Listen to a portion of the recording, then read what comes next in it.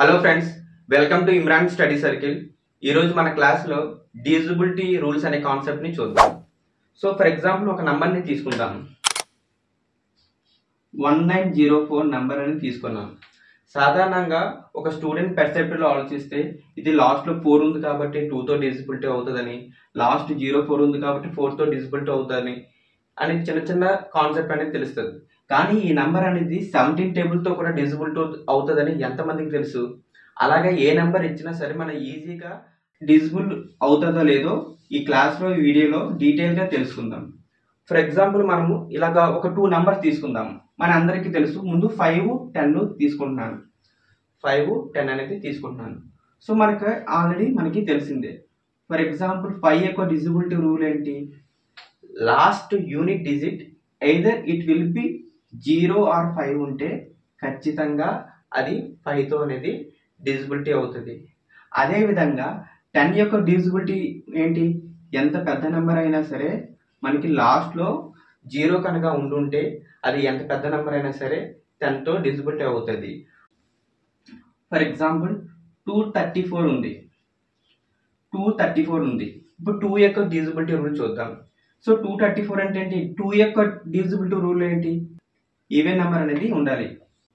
అంటే unit డిజిట్లో 2 or 4 or 6 or 8 or 0 ఉంటే ఎంత పెద్ద నెంబర్ ఉన్నా సరే యూనిట్ డిజిట్ మాత్రం ఈవెన్ నెంబర్ ఉంటే ఖచ్చితంగా అది 2తో అనేది డివిజిబిలిటీ అవుతుంది. అదేవిధంగా మనకి 3 and 9 తీసుకుంటే 3 and 9 తీసుకుంటే ఫర్ ఎగ్జాంపుల్ తీసుకుందాం. సో 972 ఉంది. 972 అని ఉంది. So 9 + 7 16, 16 + 2 18.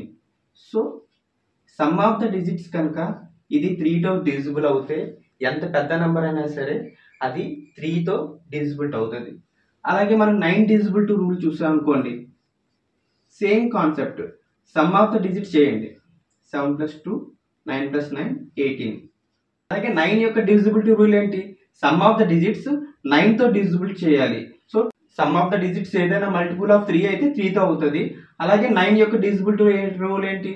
Some of the digits ఖచ్చితంగా 9తో డివిజిబుల్ అవ్వాలన్నమాట. సో మనకి 3 అయిపోయింది, అలాగే 9 కూడా అయిపోయింది. సో ఇప్పుడు మనకి 4, 8 and 16 చూద్దాం. 4 and 8 and 16 చూద్దాం. ఫర్ ఎగ్జాంపుల్ 1 2 3 6 ఉంది. 4 యొక్క డివిజిబిలిటీ రూల్ ఏంటి?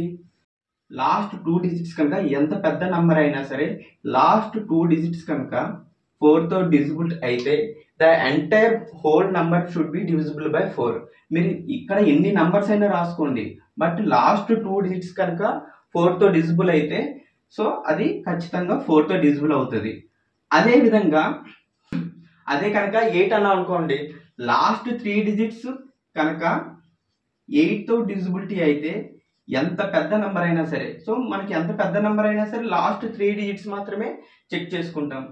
అలాగే మనకి 16 అనుకోండి, లాస్ట్ 4 డిజిట్స్ అనేది చూసుకోవాలి.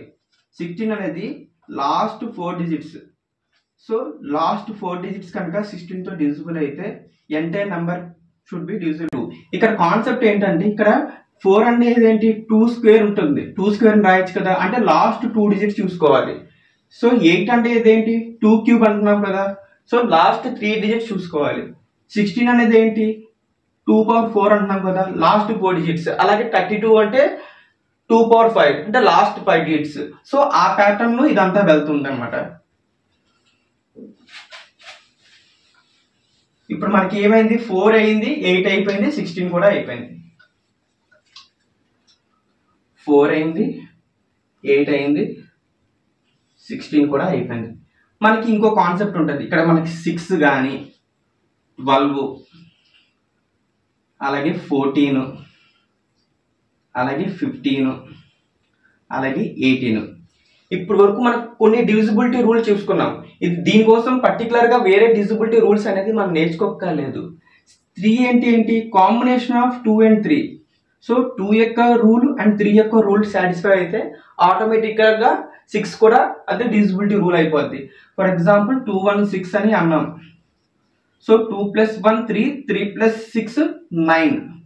సో 2 యొక్క డివిజిబిలిటీ రూల్ ఏంటి?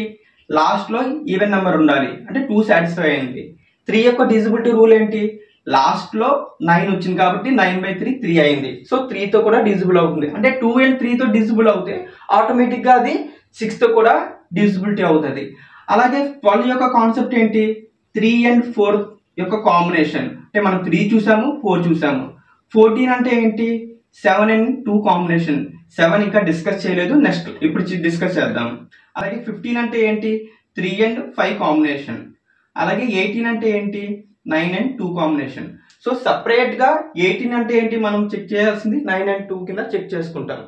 సో మనం ఆల్రెడీ నేర్చుకున్నవే ఇది కాంబినేషన్ గా చూసుకుంటే ఇది కూడా మనకి కంప్లీట్ అయిపోద్ది. సో మనకి ఏం కంప్లీట్ అయ్యాయి ఇప్పుడు? 6 అయింది, 12 అయింది, 14 అయింది, నెక్స్ట్ 18 అనేది అయింది.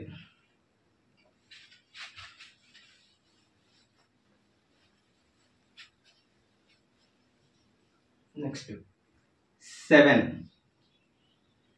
13, నెక్స్ట్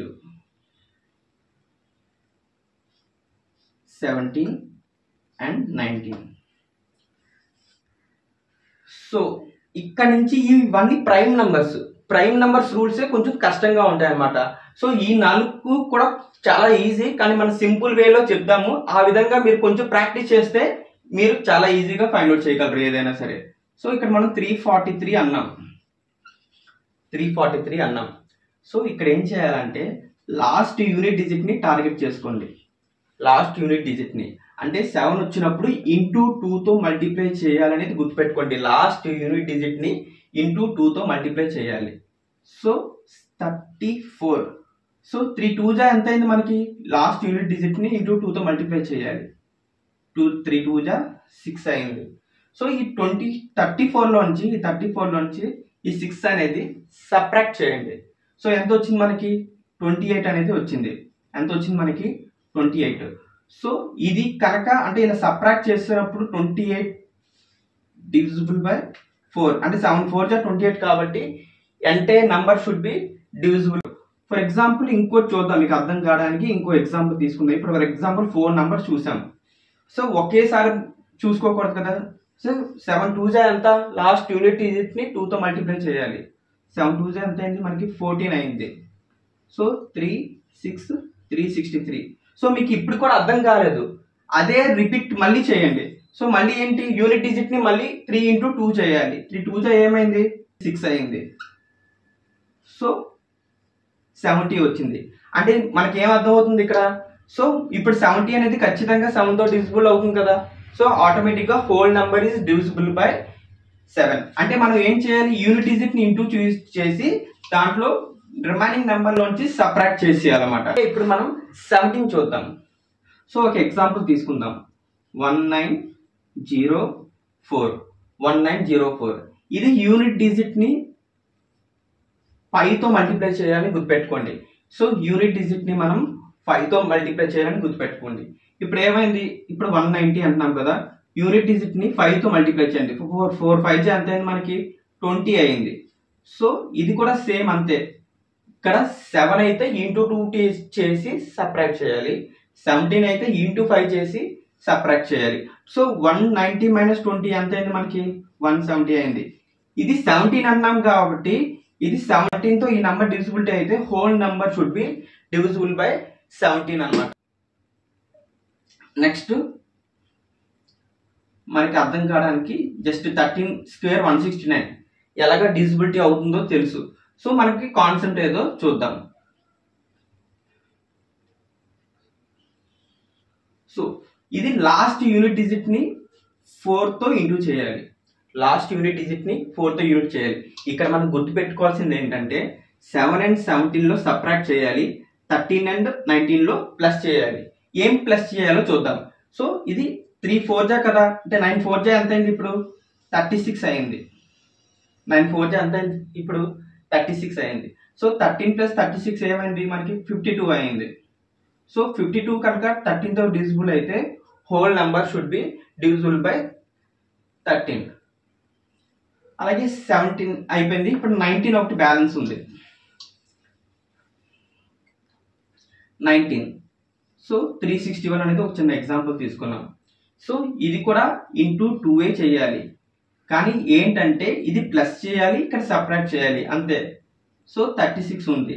సో యూనిట్ డిజిట్ని ఇంటూ 2 చేయండి. ఇంటూ 2 చేస్తే ఏమైంది, 2 వచ్చింది. అంటే 17కి అయితే మైనస్ చేయాలి, 19కి అయితే ప్లస్ 2 చేయాలి.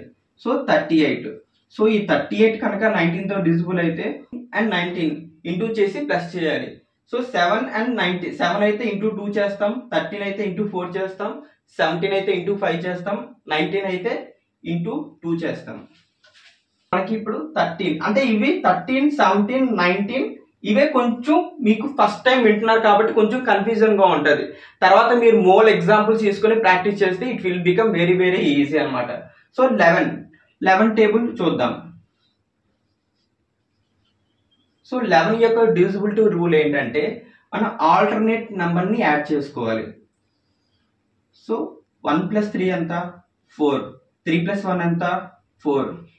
ఇది ఆల్టర్నేట్ యొక్క difference either it will be 0 or 11 అయితే ఖచ్చితంగా ఆ నంబర్ 11తో అనేది డివిజిబిలిటీ అవుతుంది అనమాట.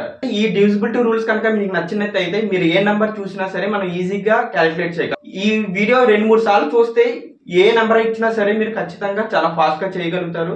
మళ్ళీ నెక్స్ట్ వీడియోలో ఇంకొన్ని ట్రిక్స్ తో మీ ముందుకు వస్తాను. Thank you friends.